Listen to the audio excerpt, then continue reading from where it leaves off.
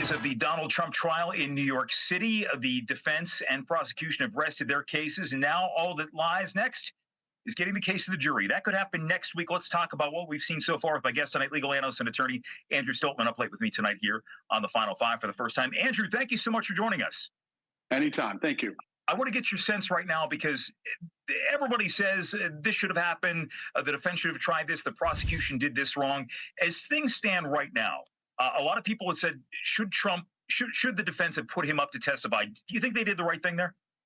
Well, look, unless you're in the courtroom, you really don't know what's transpiring, but you can kind of read certain tea leaves. That being said, I think Trump's legal team probably made the right decision by not calling him onto the stand. I think if you do that, you then put Donald Trump in effect and his credibility on trial, whereas right now the defense is focusing in exclusively on Michael Cohen's testimony.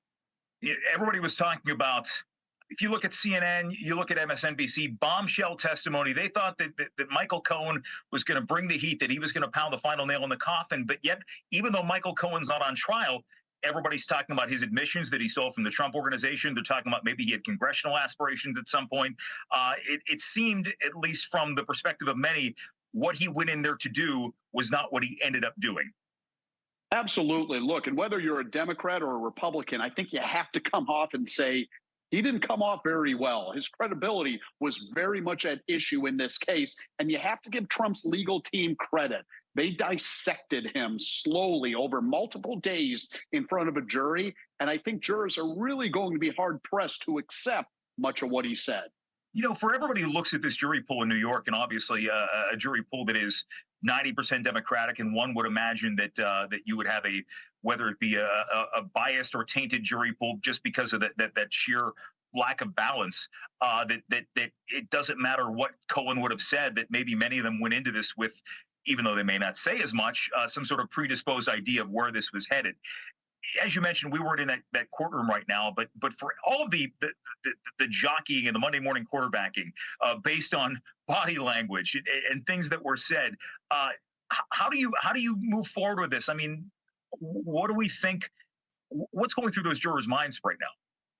Well, that's a hard one, because people come into these jury boxes with their preconceived notions. I don't think there's any question, most people in New York don't particularly care for Donald Trump. But in the same sense, I think most people and most jurors can put those preconceived notions off on the side. And I think what they're looking at, number one, is the credibility of witnesses. And number two, did Donald Trump have the necessary criminal intent to commit these crimes? The jury instructions coming up later this week or probably early next week are going to be crucial.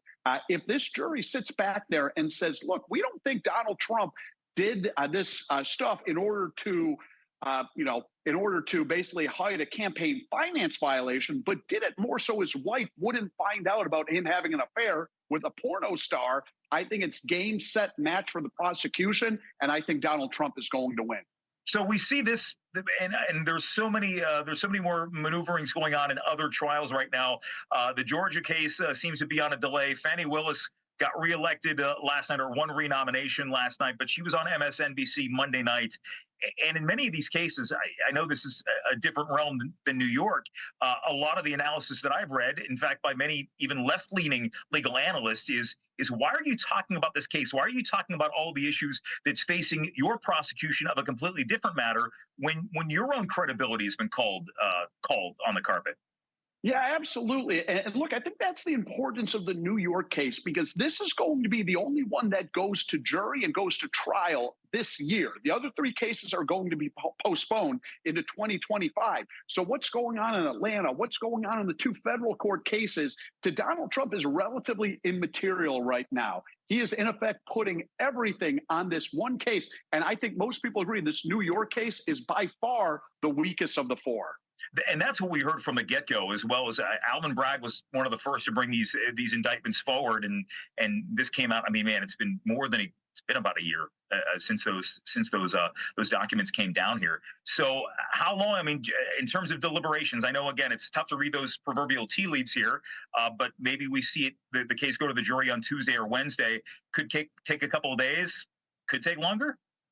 Absolutely. And that's really difficult to prognosticate at this point. But what I will note is this jury is a lot different than the typical juries we see in New York.